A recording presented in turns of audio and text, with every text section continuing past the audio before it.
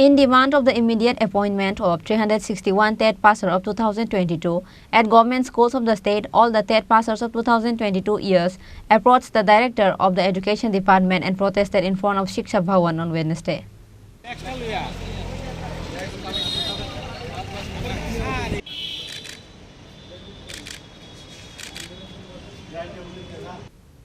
In order to eliminate the shortage of teachers in the government schools of the state, government decided to recruit 8 teachers for different government schools of the state on the year of 2022.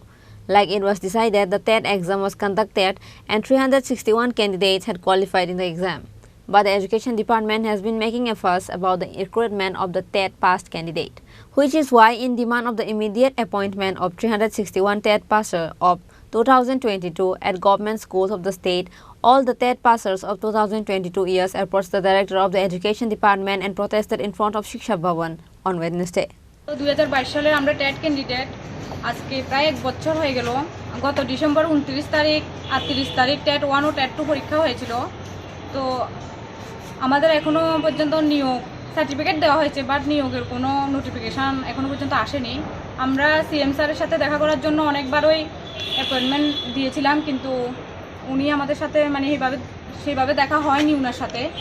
তো আজকে আমরা টিএলবিটি chairman স্যারের সাথে দেখা করেছিলাম।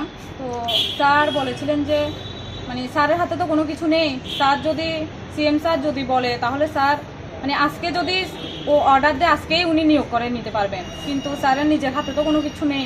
তাই আমরা মানে আমি বিনম্রভাবে সিএম স্যারের